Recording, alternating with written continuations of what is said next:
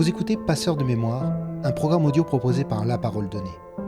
Bienvenue dans la saison 2 de notre podcast et merci de votre fidélité.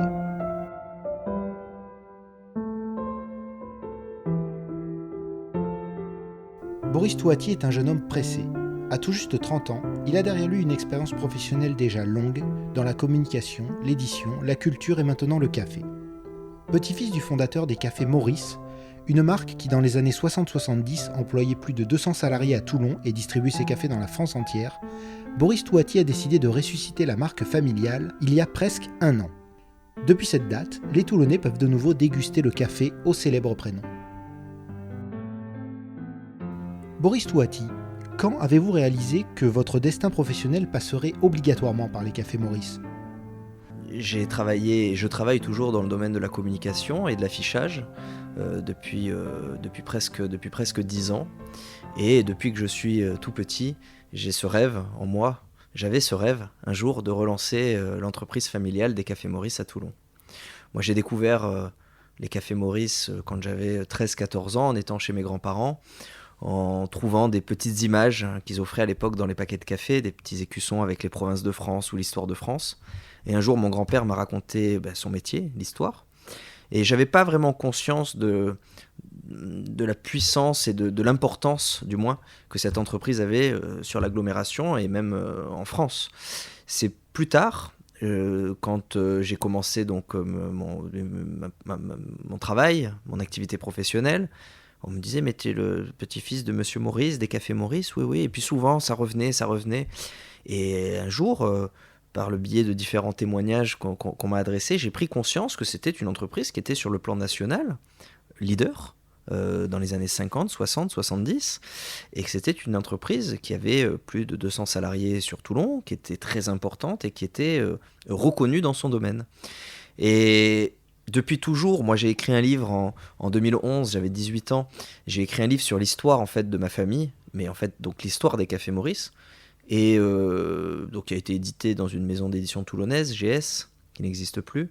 Et à l'époque, quand je sors ce livre, moi je le fais pour moi, et on a une demande très forte, quasiment 1000 exemplaires qui ont été vendus en quelques mois, et des gens pour qui ça avait une résonance toute particulière. D'ailleurs, j'ai une phrase qui revient souvent, que les gens me disent souvent, pour moi les cafés Maurice c'est ma Madeleine de Proust. Parce que pour beaucoup, ils étaient jeunes. Les parents achetaient le café Maurice, les grands-parents achetaient le café Maurice et eux avaient les petites images. Et quand ils repensent au café Maurice, et quand aujourd'hui maintenant ils goûtent au café Maurice, ça leur rappelle leurs parents, les repas du dimanche, ça leur rappelle leur jeunesse, les odeurs de la torréfaction de l'usine qui embaumait la ville de Toulon au gré des vents qui pouvaient tourner. Et donc moi depuis 10 ans je rêve un jour de relancer donc les cafés Maurice, mais pour moi c'était inconcevable de relancer sans avoir une maîtrise complète, c'est-à-dire de la production, de la torréfaction, l'ensachage, de tout refaire. Si c'était pour mettre une étiquette sur un vulgaire paquet de café, ça n'avait pas d'intérêt. Le but n'était pas de faire une opération de communication, une opération commerciale, mais vraiment de relancer, comme mes ancêtres en 1875, un atelier de torréfaction en cœur de ville avec une torréfaction sur place, une production sur place. Et il y a 3-4 ans, avec quelques copains, et voyant quelques succès locaux dans l'agroalimentaire, la bière notamment, je me dis, je pense que c'est le moment. Et moi, j'avais cette envie forte de rendre hommage à mes grands-parents, mes arrière-grands-parents, mes arrière-arrière-grands-parents. Et il y a 3 ans, on a commencé à réfléchir, à chercher, à se documenter. Et il y a bientôt un an, voilà, on a réussi le pari, on a ouvert à nouveau les cafés Maurice à Toulon, en centre-ville.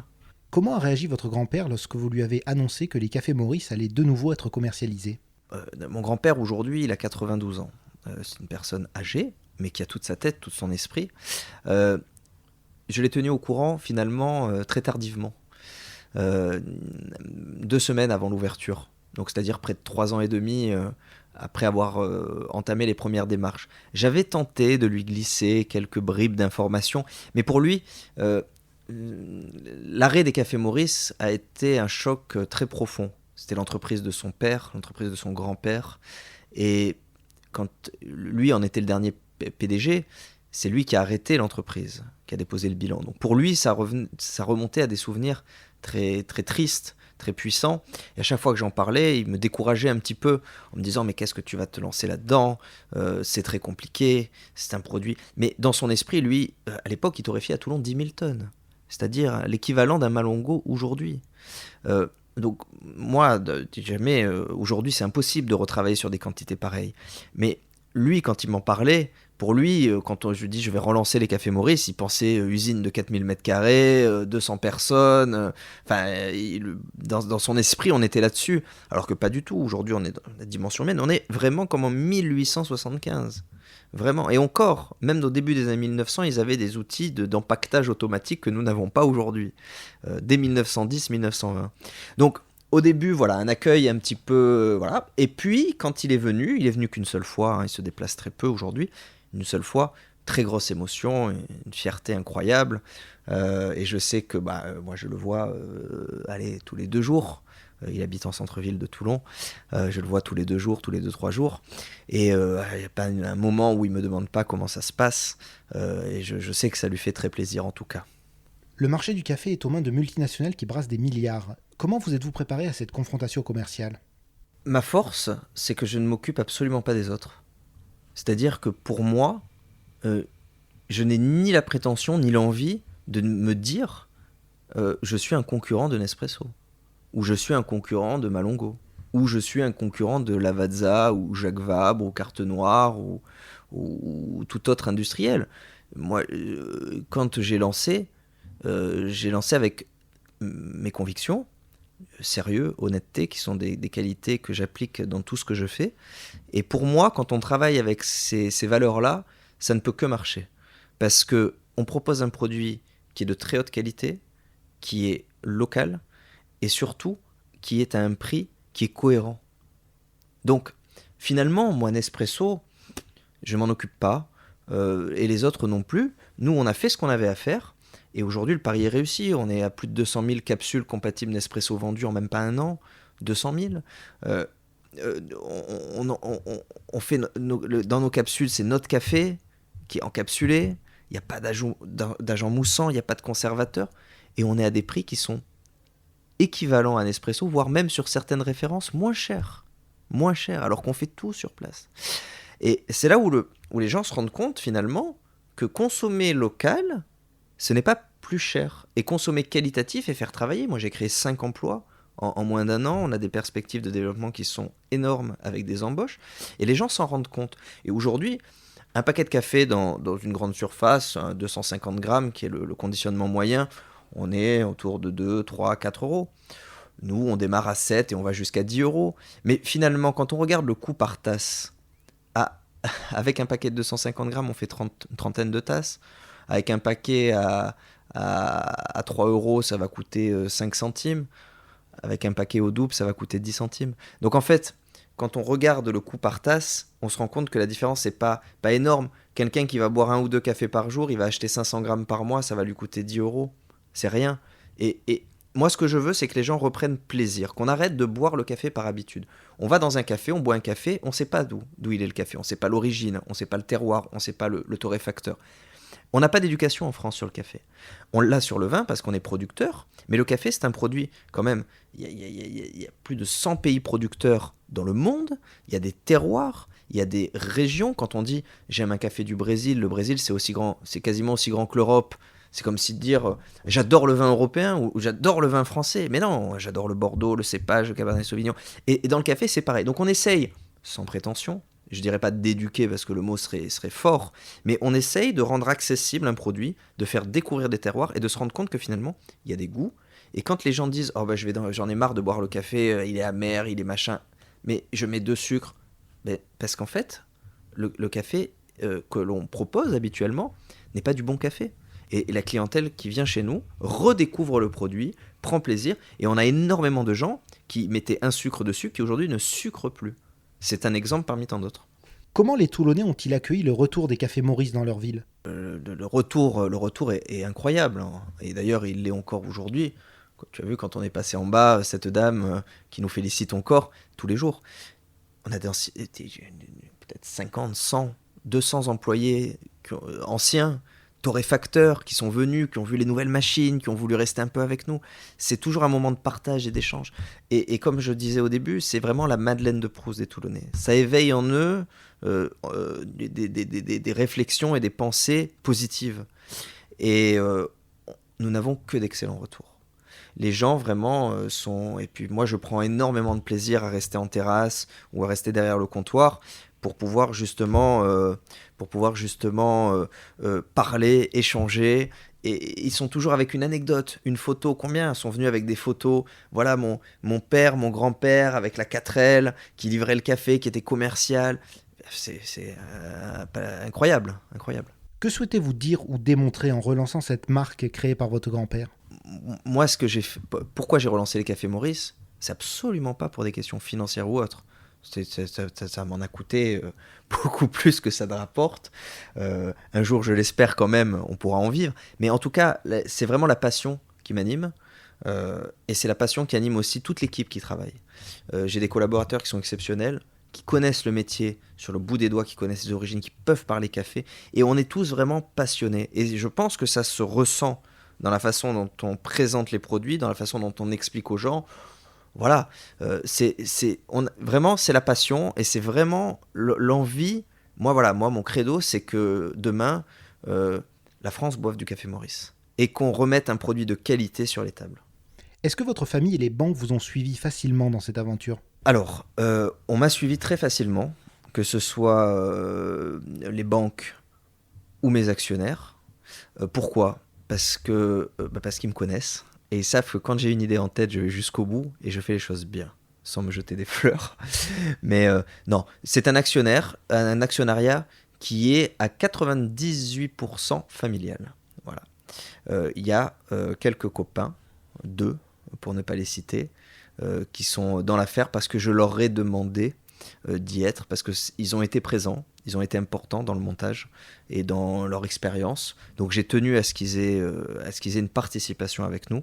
Mais l'affaire, c'est mes parents, mon père, ma mère, mes oncles. Voilà, c'est vraiment familial. Donc c'est ça qui est chouette, c'est-à-dire qu'ils me font confiance. C'est-à-dire que j'ai personne qui vient au-dessus de mon épaule me dire ce que j'ai à faire. Moi, je suis directeur général de l'entreprise, je fais ce que je veux. Ils sont là pour m'épauler, chacun avec leurs compétences, leurs expériences. J'ai un de mes oncles qui, lui, est assez présent, que je sollicite très souvent, parce qu'il a une forte expérience dans le domaine de l'entrepreneuriat au niveau national et même international. Donc il apporte son expertise, il m'apporte et il m'épaule sur notamment tout ce qui est dossier financier et autres, qui sont des choses que je maîtrise moins. Mais j'ai aucune pression de quoi que ce soit, je travaille en toute liberté et je fais ce que je veux. Voilà. Et on sort des gammes de café tous les 2 mois, des éditions limitées, on va chercher des petits producteurs. Enfin, voilà, on fait un travail vraiment de fourmi et j'ai une totale liberté dans mes choix. Comment se sont noués les premiers partenariats professionnels avec les Cafés Maurice ? Moi, j'aime bien travailler avec des équipes. J'aime bien les partenariats quand ils ont du sens. J'aime bien travailler avec les gens autour de nous.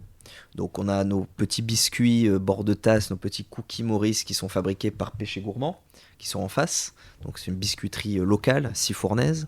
On a lancé une bière au café, donc la Maurice de la Rade, avec bière de la Rade. Pour moi, c'était naturel. On a fait un partenariat avec le Théâtre Liberté, la scène nationale Liberté Château-Vallon. Ce sont des gens avec qui je travaillais moi déjà dans mon premier métier qui était afficheur. J'ai une sensibilité avec le domaine de la culture et du spectacle qui est très fort. Et pour moi, le public de la scène nationale Liberté Château-Vallon était totalement en adéquation avec des valeurs que nous portons.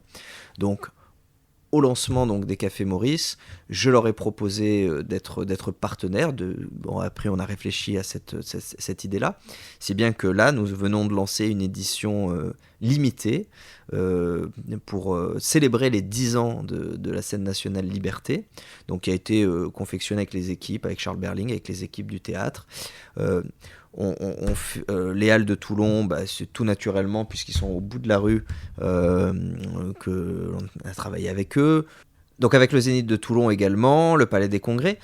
Il y a des rencontres qui se font au hasard, il y a des contacts qui sont pris, et je pense qu'il n'y a pas eu de notre côté de démarchage intensif. On a cette chance d'avoir une marque qui plaît et qui est reconnue, et c'est ça qui est bien. C'est-à-dire qu'aujourd'hui, on a ce luxe de se dire, ce sont les gens qui viennent à nous, qui nous demandent de les équiper. Et on répond bien sûr avec beaucoup de plaisir. Donc nous, on intervient aussi bien auprès du grand public qu'auprès des professionnels du CHR, donc café, hôtel, restaurant. On équipe tout un tas de cafés, de restaurants, d'hôtels. On travaille aussi bien aussi avec des entreprises. On peut faire un équipement machine. Et on vend également sur Internet dans toute la France. Et c'est incroyable quand je vois les adresses à Brest ou ailleurs. Voilà, je suis ravi, quoi. Je suis ravi. Comment va se poursuivre le développement des cafés Maurice? Nous, là, donc on va fêter les 1 an le 22 octobre. On va faire un grand petit déjeuner, une grande fête le 22 octobre. Un petit déjeuner. Ça sera les 1 an et ça sera aussi l'inauguration. Parce que la crise sanitaire, on a ouvert quand même en plein Covid, nous a empêché de fêter, de célébrer dignement l'ouverture de l'atelier boutique Maurice. Donc voilà, ça c'est le premier temps fort. Et deuxième temps fort, c'est le développement que nous allons avoir en termes au niveau national. On va lancer en fait un réseau de franchises. Alors c'est une demande, hein. Là aussi c'est une demande. On a eu des demandes de gens qui voulaient reproduire le concept Maurice dans d'autres villes, un petit peu partout en France. Donc on a dit, bon ben on y va. Par contre, le cœur de la production, qui est quand même le gage de qualité, va rester sur le territoire, va rester à Toulon. Il y aura dans les boutiques des petits torréfacteurs qui feront une partie de la production, des éditions limitées ou d'autres types de torréfaction, mais le cœur du métier va rester sur le territoire et à Toulon. Donc ça, voilà, c'est vraiment le temps fort de ces prochains mois, de ces prochaines années. À 10 ans, c'est loin déjà, mais à 10 ans, on peut rêver de voir des cafés Maurice un petit peu partout et des gens qui apprécient le bon café. Alors, la grande distribution, on a été approché. On sert quelques Carrefour Market qui sont des franchisés locaux.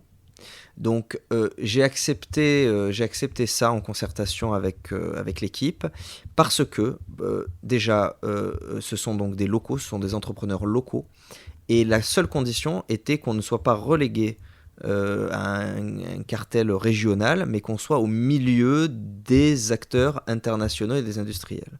Ce qu'ils ont accepté et sur une politique de prix qui soit vraiment identique à la nôtre. Aujourd'hui, on retrouve donc dans 2-3 moyennes distributions, on va dire, du café Maurice au milieu du Malongo ou du Carte Noire. Voilà.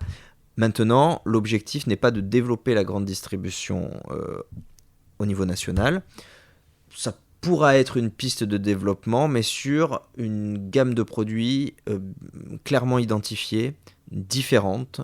Voilà. Aujourd'hui, nous, on sert tout un réseau d'épiceries fines, traiteurs, de haute qualité, avec des produits de haute qualité. Et pour moi, il est inconcevable aujourd'hui de détériorer ou de cannibaliser ou d'avoir une image qui pourrait être une image de grande surface. Donc, quelques lieux choisis, pas plus, et c'est très bien ainsi. Comment ont réagi les institutions toulonnaises et varoises lorsque les cafés Maurice ont été de nouveau commercialisés? Alors, nous, Toulon, c'est ce qui est marqué sur le logo, hein, en gros, donc on ne peut pas y échapper. D'ailleurs, c'était le logo des années 30 qu'on a un petit peu restylé, on a rajouté le depuis 1875. Il était impensable de s'installer ailleurs, de toute façon, qu'à Toulon, et qu'en centre-ville, qu'en hypercentre. Ça a été d'ailleurs très compliqué par rapport aux contraintes techniques du torréfacteur. On a 17 mètres de tube pour extraire donc, les fumées de torréfaction. Comment réagissent les politiques ? Déjà, ils sont clients chez nous. Après les conseils municipaux, on en a beaucoup qui viennent, et même en dehors. Donc c'est sympathique de voir qu'on est apprécié. Je pourrais en dire plus après l'inauguration, quand je les aurai invités officiellement. Mais de par les retours qu'on a, je sais qu'on est suivi. Voilà, c'est agréable de savoir que le travail qu'on fait est reconnu et respecté, puisque nous, ce qu'on cherche aussi, c'est à valoriser le territoire. On est toulonnais, on est métropolitain, métropole de Toulon, Provence Méditerranée. On est ambassadeur aussi d'un savoir-faire, et on représente, quand on vend des produits à Paris ou à Brest ou à Lille et qu'il y a marqué Toulon dessus, c'est une fierté pour nous et j'espère que ça l'est aussi pour la ville et ses habitants.